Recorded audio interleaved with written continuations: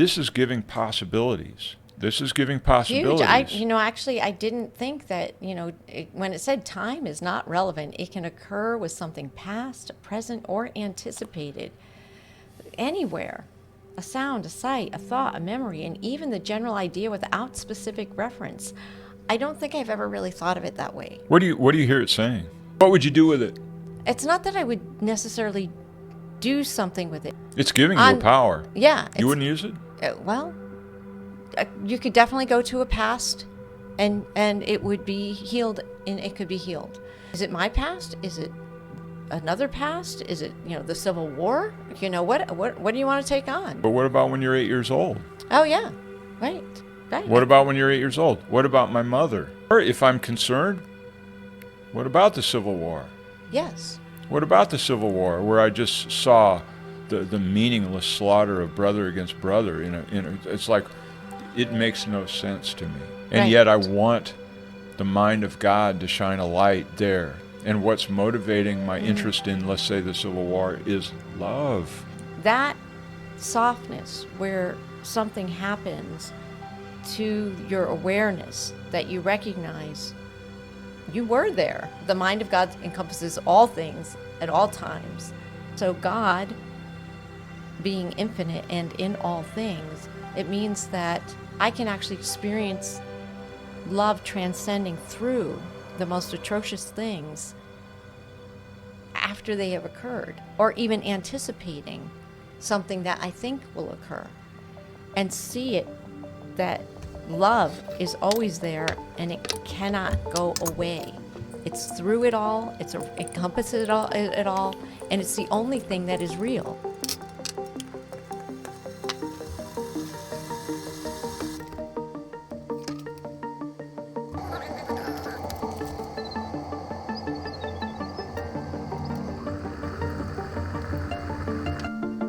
This is A Course in Miracles.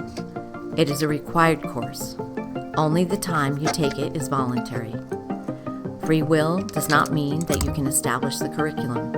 It means only that you can elect what you want to take at a given time. The course does not aim at teaching the meaning of love, for that is beyond what can be taught. It does aim, however, at removing the blocks to the awareness of love's presence, which is your natural inheritance. The opposite of love is fear, but what is all-encompassing can have no opposite. This course can therefore be summed up very simply in this way. Nothing real can be threatened. Nothing unreal exists. Herein lies the peace of God.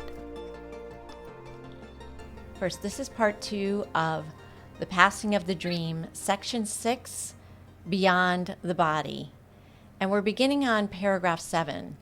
As a recap, there is the notion, or the writing of the Course is saying that the body is neutral and the mind uses it to attack. But anyway, the body is designed to provide proofs that we are separate. That's how the body is designed.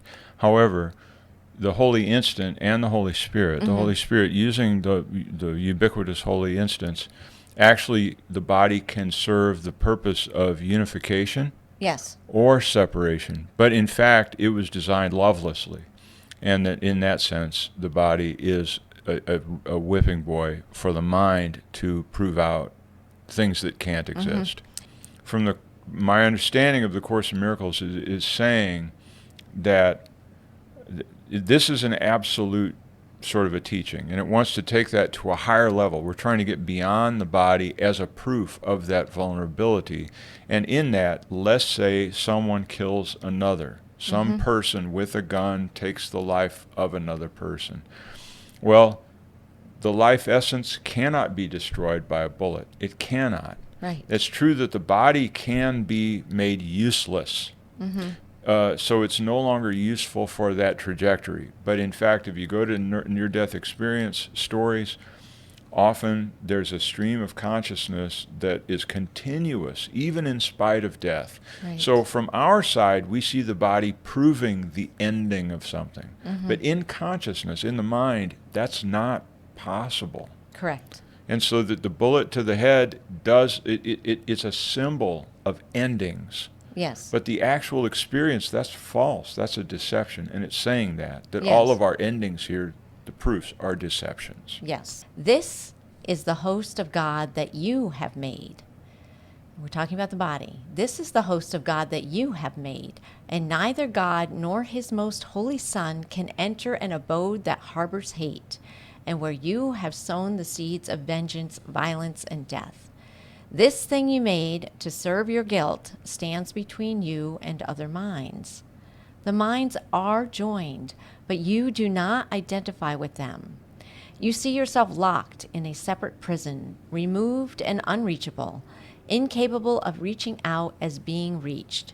You hate this prison you have made and would destroy it, but you would not escape from it, leaving it unharmed without your guilt upon it. There's only God, God and the Son. That's all there is, and love is the only substance. So all these nightmares of what's going on in the body is the shell game discussed in the first one. It's a shell game that we pretend as though I'm contained in this body. I pretend as though Joanna is contained in that body. And we act out things in that pretense. And those pretenses, which have a rule book dictated by the ego. The ego tells you what the rules are of that world. And they are separate. People can hurt each other. And in that, love cannot enter. Minds cannot join in that world. Now, it says in the Course, and this is what it's saying, is no one can separate those minds. And if you want to go to one of those foundations and the Tavistock Institute or somewhere in some place, and they do a study on how minds are connected, there are numerous proofs that as Joanna and I are here talking, that there's a level of our reality together that is absolutely synchronous, absolutely joined. And the same would be true of you there. And there's a mystery of this union of people across time and space. We don't really bother to figure that one out. And the fact is, that is one of those driving with your brakes on, because then we're looking to the body as a gateway for our unification, when the thing was actually designed to show our separateness. Yes, it was. The only way to really get that unification that we understand in our awareness is the miracle. There. Yes. The miracle. That's why it's a Course in Miracles. If you leave out the miracle part of A Course in Miracles, you've got a course in whatever, because it's about miracles. And so that, in other words, if I want to find out how Joanna and I are united, or you and I are united, or how anything is united anywhere, it takes that miracle mindedness and that partnership that we were wearing out. But the thing is, it is so critically essential. If at any step in this book I leave that out, I am left high and dry. And that's correct. I mean, that's why Jesus constantly said, of myself I do nothing. You see yourself locked in a separate prison. This is true. This is our experience, right? I'm stuck in this body. I can't do anything about that. I'm caught with my, whatever the descriptors that I have for this body, and that's going to dictate what this body can do and all this kind of thing. That's a way of seeing the world. That's a way of relating to the world. And the Course is all about seeing the other way. Yes, it is. Let's go on. Paragraph 8. Yet only thus can you escape. I'm going to read that last sentence. But you would not escape from it, leaving it unharmed without your guilt upon it. Yet only thus can you escape. The home of vengeance is not yours. The place you set aside to house your hate is not a prison, but an illusion of yourself. The body is a limit imposed on the universal communication that is an eternal property of mind. But the communication is internal. Mind reaches to itself. It is not made up of different parts which reach each other. It does not go out. Within itself it has no limits, and there is nothing outside it. It encompasses everything.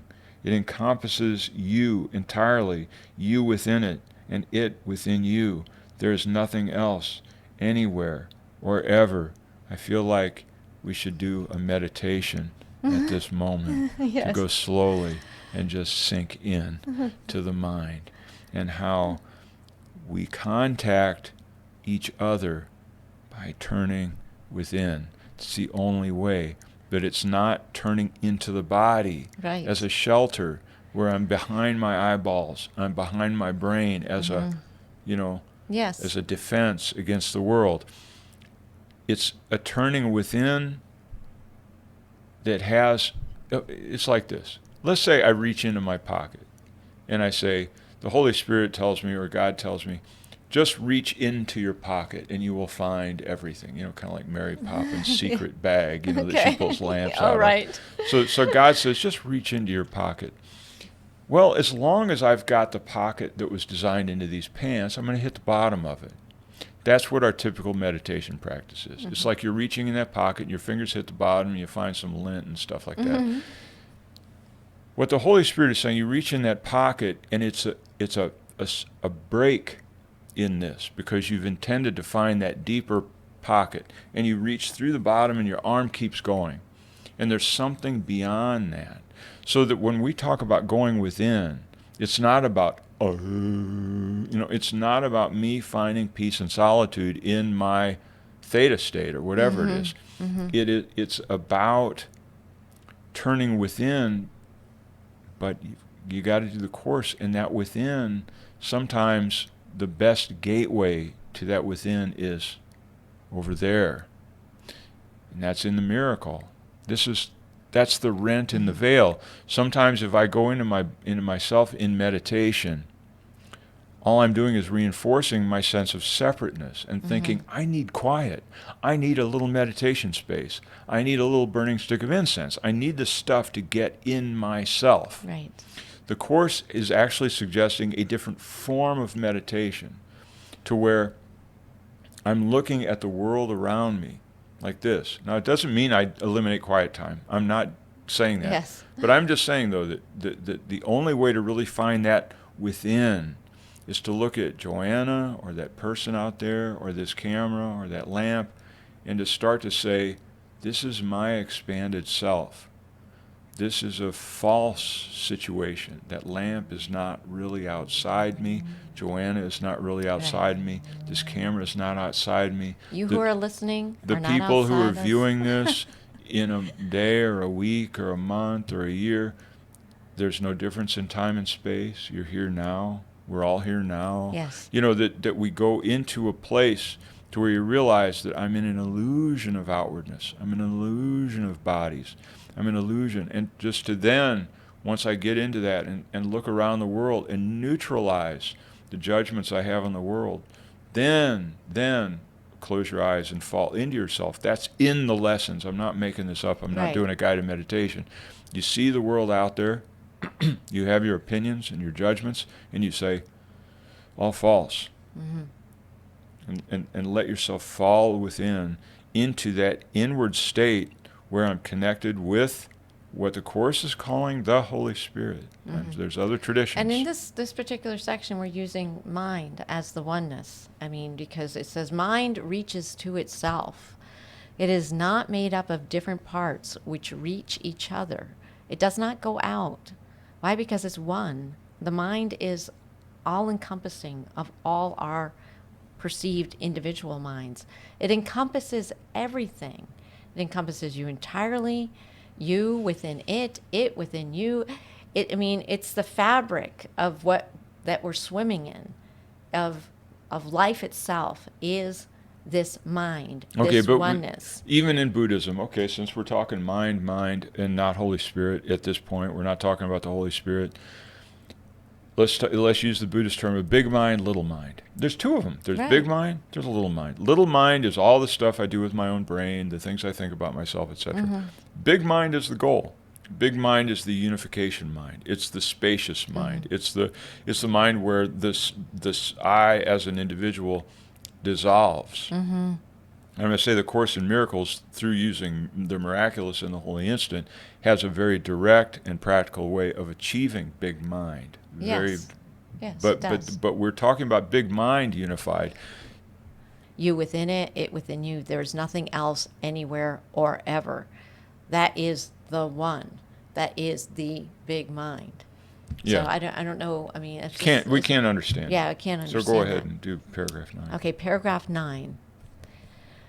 The body is outside you and but seems to surround you, shutting you off from others and keeping you apart from them and them from you. It is not there. There is no barrier between God and his Son, nor can his Son be separated from himself except in illusions. This is not his reality, though he believes it is. Yet this could only be if God were wrong. God would have had to create differently and to have separated himself from his Son to make this possible. He would have had to create different things and to establish different orders of reality, only some of which were love. Yet love must be forever like itself, changeless, forever and forever without alternative. And so it is. You cannot put a barrier around yourself because God placed none between himself and you. This isn't some schmoozy kind of warm fuzzy, and so it is. You cannot put a barrier around yourself because God placed none between himself and you. And you've got the so-called hermetic injunction, as above, so below.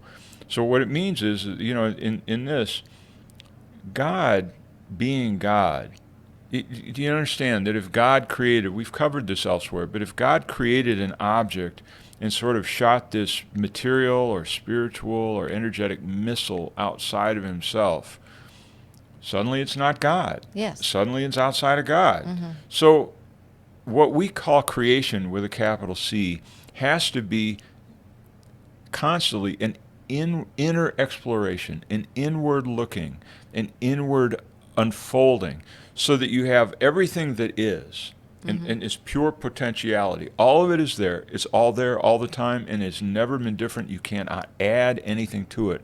However, as the Son of God, it's our place, our portion, to explore, to describe, to be a part of, to explain, to live out that inner life of God. That's what we're here for. So that anything that we do, like, put it this way, any separations that I form, let's say with Joanna and I, we have a tiff, a problem, a deal. It's the usual thing with relationships where there's a storm at sea and people go, oh, is this working out? Or how are we? Are we okay? Or whatever you do. Depending on what you see happening in terms of separate bodies in an antagonistic relationship in some way, or if you see, opportunity for inward looking, for inward growth, for understanding something within, right, for turning within, and that it only takes one, it doesn't take two. The two that it takes is me with the Holy Spirit. The mind of God. Yes, the mind of God. The mind yes. of God, which is the Holy Spirit. I keep saying Holy Spirit, and it's not using that terminology here. here. For some reason in the section it's using mind. It's using mind. So in the mind of God, it's necessary for me, if we have that situation, to say, yes, the partnership is required. This one seems challenged. So I have to go to that one because that one's inclusive. Yes. That's the inclusive relationship. Yes. And so that's why I can't separate and have that separation. If I choose to arbitrarily say, well, we've definitely gone our separate ways, quote unquote, gone our separate ways, and she does this and I do that, I'm deciding, as it talked about earlier, to live out a sort of a fantasy. And because I've lived out that fantasy, she and I, in one form or another, will just experience nothing but pain and guilt based on that. Explain that. Just by saying that we could be separate. No, by indulging the fantasy. Oh. Especially if we say, we've got this spiritual relationship, we're going to do this thing, and then you split. Now you can put on a happy face and say that you split. And when I know people in other spiritual traditions, and they've had this moment where the soulmates split. Yes. Okay, we've seen it happen. Yes. So what I'm saying is that if that happens, I'm not saying that people shouldn't split and there can't be that. But Right. if there's a decision arbitrarily to say, I got my stuff, you got your stuff, let's keep our stuff separate like this, and not realizing that what we're involved in is a very dynamic, inward looking, in the mind of God. We're in an inward looking. Now, that mind of God may indicate separation and going different ways, but typically it won't. Yeah, it can. It wants the healing. At the very least, the thing that is causing the separation, it would want the mind to be healed before, so that you can leave. If it's an ultimate decision to leave or whatever, that it's left with not a sense of conflict, and then it's been restored to peace. And then whatever happens from there is what happens. So the Holy Spirit would always restore the situation to peace. And then whatever happens is just because we need to learn things. 10. You can stretch out your hand and reach to heaven. You, whose hand is joined with your brother's, have begun to reach beyond the body, but not outside yourself, to reach your shared identity together. Could this be outside you, where God is not? Is He a body? And did He create you as He is not, and where He cannot be? You are surrounded only by Him. What limits can there be on you, whom He encompasses? Okay, go meditate. I mean, I'm going to say that we need to move on, because Yes. this is a going deeper and deeper into a realization that's only possible through a form of practice and Right, I agree. And I mean, it is saying that you can stretch your hand out and reach to heaven. You whose hand is joined with your brother's. Now it says that you're joined with your brother's. Why? Because you have now seen him as one with you. Your mind and his mind, and they're one. To reach beyond the body, but not outside yourself, to reach your shared identity together. There's no place that God is not. He encompasses your brother, he encompasses you, he encompasses everything. Say it one more time. It's only proved out in the miracle, in the holy instant, in the holy relationship, Right. as practiced elsewhere in this. This cannot stand alone Right. without the idea of the miracle. Okay. Paragraph 11. Everyone has experienced what he would call a sense of being transported beyond himself. This feeling of liberation far exceeds the dream of freedom sometimes hoped for in special relationships. It is a sense of actual escape from limitations. If you will consider what this, quote, transportation really entails, you will realize that it is a sudden unawareness of the body and a joining of yourself and something else in which your mind enlarges to encompass it. It becomes part of you as you unite with it, and both become whole, as neither is perceived as separate. What really happens is that you have given up the illusion of a limited awareness and lost your fear of union. The love that instantly replaces it extends to what has freed you and unites with it. And while this lasts, you are not uncertain of your identity and would not limit it. You have escaped from fear to peace, asking no questions of reality, but merely accepting it. You have accepted this instead of the body, and have let yourself be one with something beyond it, simply by not letting your mind be limited by it. Now, this whole thing is what you call the miracle. This is, in the beginning of the course, the first chapter, right just after the list of miracles and what a miracle is revelation. And to me, this paragraph encompasses that formula as well as what you perceive of yourself as one.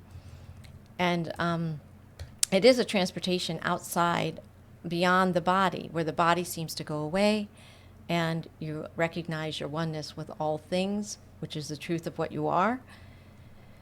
And while it happens, there's no denying that you know who and what you are in those instances. There's a bit of a slippery slope, and the slippery slope is the constant, what they call elsewhere, vigilance for the kingdom. There has to be a vigilance over my mind of what am I looking for? What am I looking for? And the thing that Joanna just said about this being the miracle, I'm going to go back to something I said in a prior episode, I think it was a very recent one, about I started going to this men's group. I didn't really want to go. There's a guy in this group, and there's a kind of a, call it a test case, call it a model, call it just, a connection within the sonship. Who knows why? Who knows why these things happen? But this guy ended up being somebody that I sort of took on as this object, this special relationship. Okay, it's a special relationship, not by doing anything. But in there, I'm trying to define, and I did it elsewhere, I'm going to say it again. There's a loss of a sense of a separate self. Not that I don't know who I am. I don't feel spaced out. It's not like I got to get peeled off the ceiling or something like that. It's that I look at that other person, and I feel an ambiguity about whether this is a piece of me or am I dreaming this, sort of something that's a transcendent or luminous or non-physical agenda of some sort. Right. And it has to do with doing the course. It doesn't spontaneously erupt. It has to do with wanting to do a miracle and wanting to have witnesses. Witnesses. I want witnesses. Yes, you want witnesses to the change of mind. The change of mind that I am other than the separate self that I see out there. But I'm definitely here, okay? I'm not confused that way. I still have my boundaries. I still have my mind. I still have all my agendas. But there's a strange non-physical intimacy that seems to be implied in that relationship that is not of this place. Right. It's not of this place. Somebody can say you're dreaming it up. But I'm going to say that that's a sense. It's a spiritual sense that only has to do with incorporating this mind of God in our relationships. Incorporate that in so that I'm not just winging it and trying to deal with it myself. But it does have a non-corporeal quality. Obviously, there's a body. Obviously, I'm a body. But there does have this now. And fears come in and expectations come in. And then those fears and expectations are like a flux that come at that relationship. And I go back and I say, well, there's this, flux capacitor? Anyway, there's this, the flux capacitor is the Holy Spirit. So I Joanna found a flux capacitor on the sidewalk. Anyway, and we had just seen it in a movie, and she was talking about the whole thing about what's a flux capacitor. She found one on the sidewalk. Anyway, so there's this needing to have something that can anchor this in, not this physical reality. It's not grounded in physical reality, but to ground it in God's mind, which I'm not familiar with. And so it's a little sketchy. What happens to me is it just feels as though a veil is, so it's like if you could press yourself up against a curtain or whatever that's somewhat opaque, but then you press through it and you can actually see what wasn't there before, as a similar feeling of like discovering that which was right in front of me all the time. And it leaves me, when it happens, with a sense of I could call it peace, but I think it's more like, wow. There's more this sense like, wow, there's something else here. There's a phrase. What is it? Peter McKenna, singer, has a line, and it's a common phrase of, once you begin the quote unquote the spiritual path, you have your head in the lion's mouth. And I never quite really understood that, but I think what it's saying is, once this relationship is explored, once you want to touch the mind of God to explain this world. Why? To alleviate pain, my own pain, first of all, my own sense of pointlessness or whatever it is. And I say, okay, I'm going to do the spiritual tradition, and I reach into the mind of God and I do the things that are suggested. Once it becomes real, and that the miracle happens, and I have a sense of that. The head is in the lion's mouth. You can't take it out. In other words, there's no way Right. you're not going to get away from this thing. Right. Once you've experienced those, everything has changed. And any effort to forget it or turn back Or or you do could say something everything different. is finally the same. Everything's changed. Right. No, maybe everything's all really the same. Anyway, paragraph 12. Yes. This can occur regardless of the physical distance that seems to be between you and what you join, of your respective positions in space, and of your differences in size and seeming quality. Time is not relevant.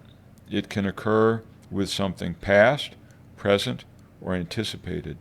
The something can be anything and anywhere: a sound, a sight, a thought, a memory, and even a general idea without specific reference. Yet in every case, you join it without reservation because you love it and would be with it. And so you rush to meet it, letting your limits melt away, suspending all the laws your body obeys, and gently setting them aside. I think this helps to me to understand why it's discussing the mind of God rather than the Holy Spirit. Mm-hmm. Because the Holy Spirit is an aspect or manifestation of the mind of God, if I take this metaphysic. And Yes, this, it is. It's this the bridge section, between the mind of God and the illusion. and this is wanting to anchor me directly in the source, Yes. in the real source, not a representation of the source, Right. but of the actual source. Yes, I agree. And because these things, it seems absurd. I just want to say that this is giving possibilities. This is giving possibilities. Huge. Actually, I didn't think that, when it said time is not relevant, it can occur with something past, present, or anticipated. Anywhere. A sound, a sight, a thought, a memory, and even the general idea without specific reference. I don't think I've ever really thought of it that way. What do you hear it saying? Well, I mean, how do you take it in practical terms? How do you walk away from it with this? I don't know. I think that What would you do with it? it's not that I would necessarily do something with it, but to recognize that I could have a thought. It's giving you a power. Yeah. You wouldn't use it? You could definitely go to a past and it would be healed, and it could be healed.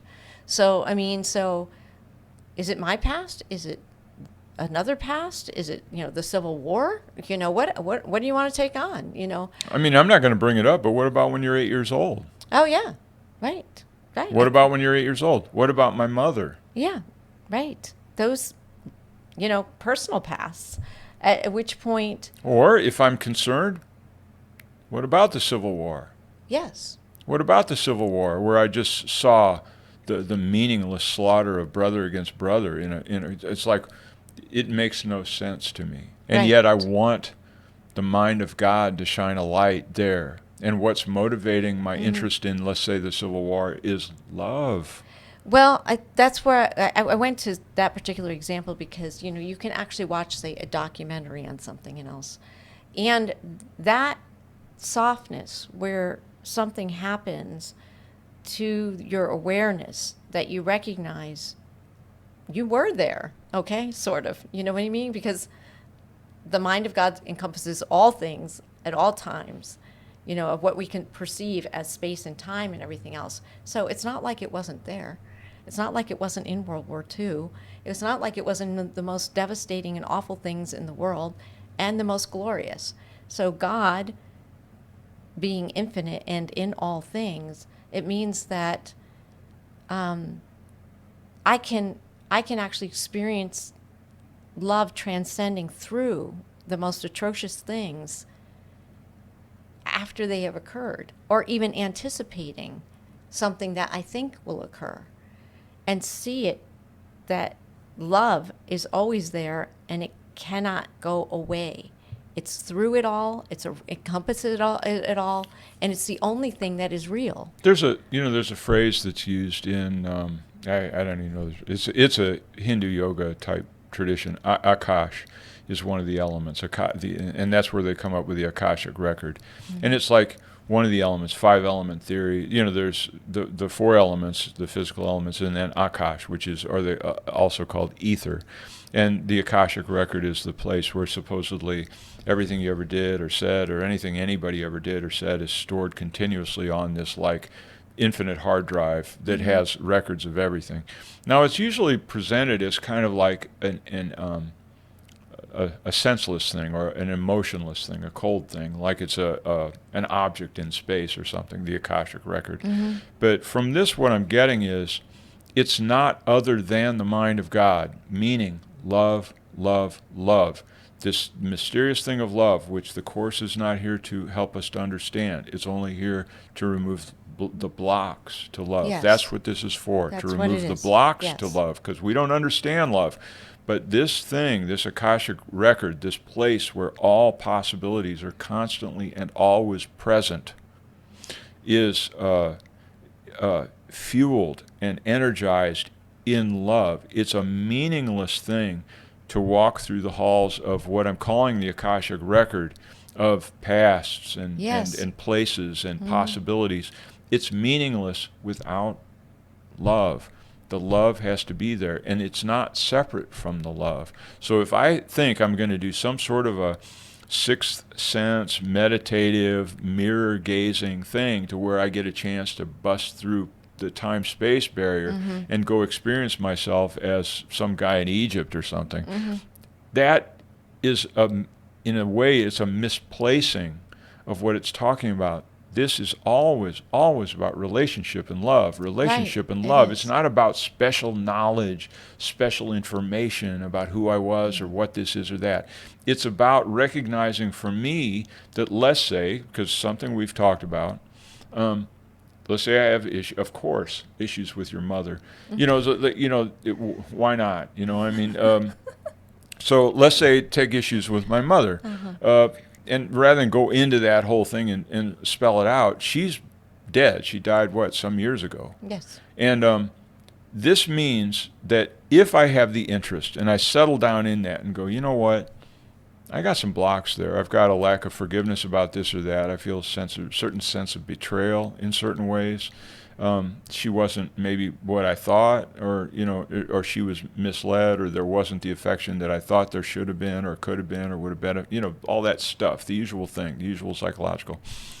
I go there and I say, okay, my mother, if I'm really interested in forgiveness, if I'm really interested in the gifts, the treasure that the mind of God contains, it's saying, this is available to me, to go back when she was young, to see her childhood, to be with her in these ways, so I can understand my mother, I can understand her decision-making and how I'm an extrusion, how I came forward from that in this certain kind of a way, and reinterpret this through the help of in the mind of God, how it's all an extension of love. It has to be reinterpreted. And it's all you.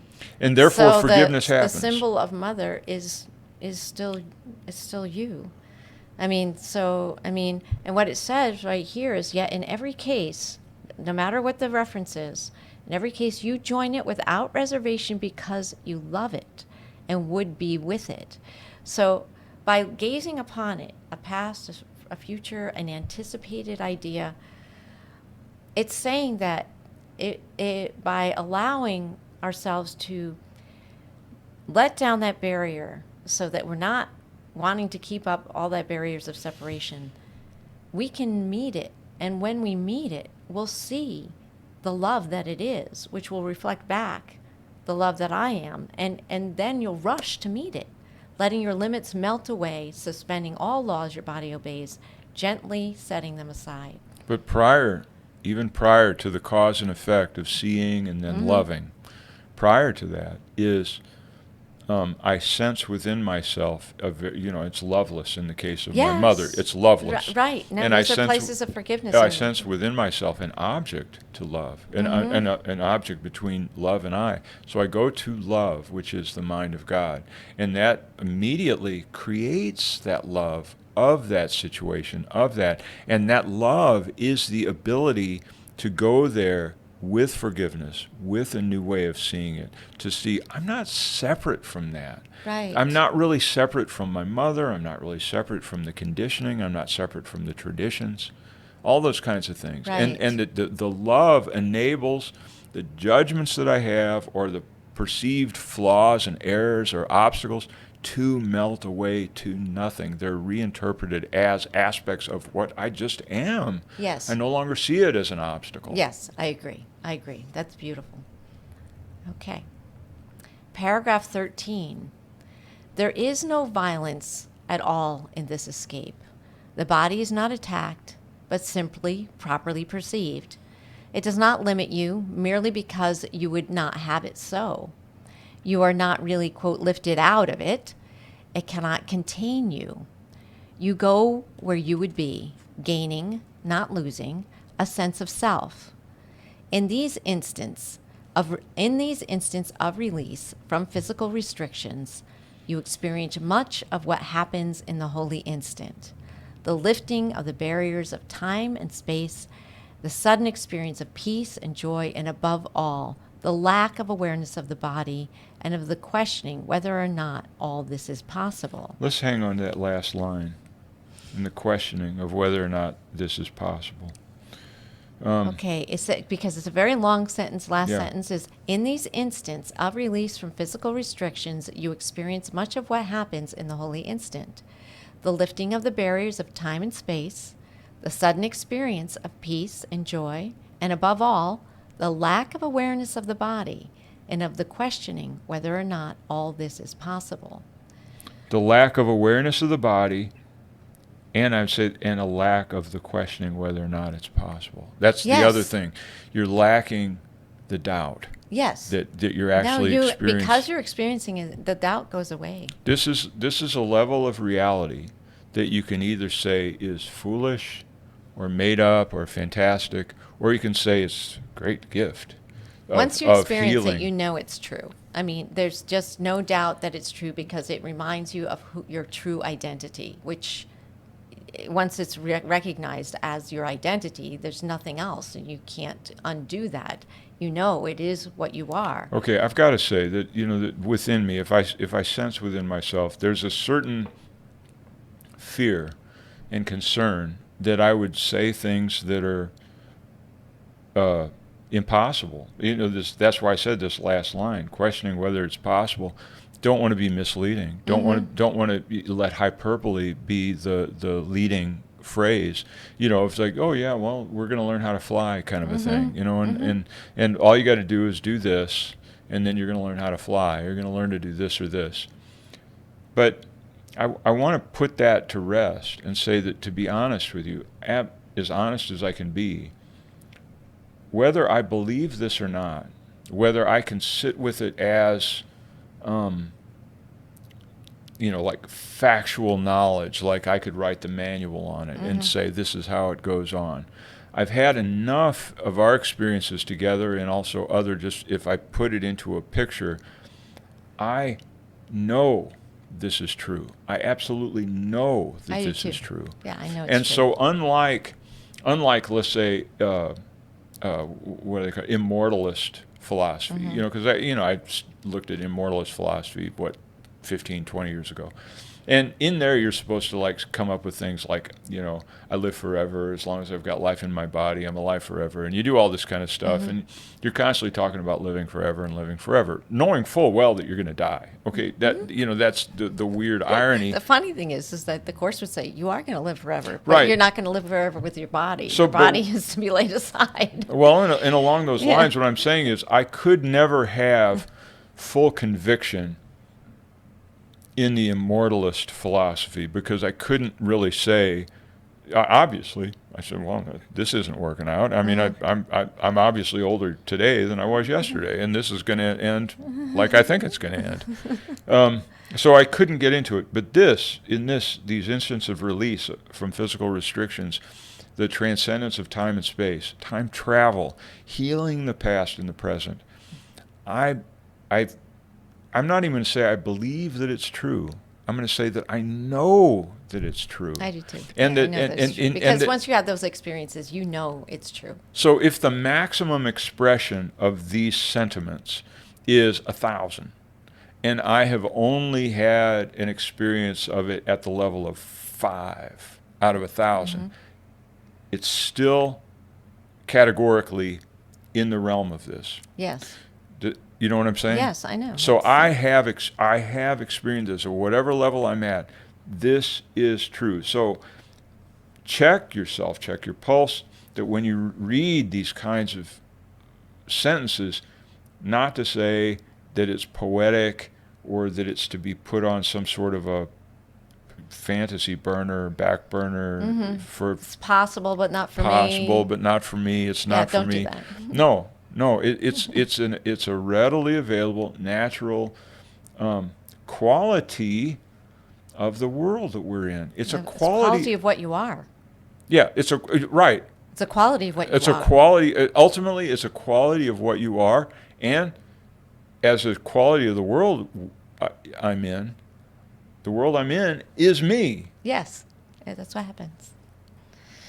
It's something. So that's all I can say. Okay. Paragraph 14. It is possible because you want it. The sudden expansion of awareness that takes place with your desire for it is the irresistible appeal the holy instant holds. It calls to you to be yourself within its safe embrace. There are the laws of limit lifted for you. There are the laws of limit lifted for you to welcome you to openness of mind and freedom. Freedom! Come to this place of refuge where you can be yourself in peace, not through destruction, not through a breaking out, not through destruction, not through breaking out, but merely by a quiet melting in. For peace will join you there, simply because you have been willing to let go the limits you have placed upon love, and joined it where it is, and where it led you, in answer to its gentle call to be at peace. Limits on love. This is what I'm saying. We don't know what love is. We can't know. But we can.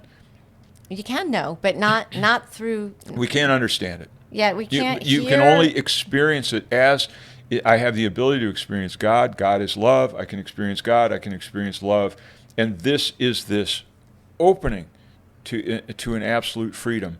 One of the most things that we're afraid of love. We're afraid of the light, and loss of boundaries. Yeah, to recognize if anything comes up for you in even reading this, that you want to put a barrier up, that you don't. I don't want to go there. That I don't think I want that thing. So just be aware of that it might happen. Although if you've been practicing, I'm going to repeat, if you've been practicing the course all along as we've been reading this and everything else, doing the lessons and everything else, at this point in the course, some of those barriers should be melting down in your practice so that it's not a fright and it's not a fearful thing anymore. Well, one thing I want to say about melting barriers and that you should be this or should be that based on practicing the course. It's possible, okay, to have all the barriers gone, all of them gone except for the one thin tissue paper thin barrier of it's not happening. Yeah, right. And it's possible to live them out, to experience them, to be in them, to be influenced by them, and to influence others through these miraculous things. And you just set up your particular drama to keep that one little tape in place, that little string, and that's the last one. And like that. And when that one breaks, you say, wow, thousands and thousands and thousands. Not only was I in the miraculous state of mind, part of the miracle was I just didn't want to know about it while it was going on. That's possible. Yes. You don't know the context. That's true. Yes, I agree. Anyway, I always love how each section ends with something positive. So I love that it is a lifting up, and hopefully you'll go away with some good new tools and ideas for awakening. Yeah, we assume so. Thank you very much. Thank you.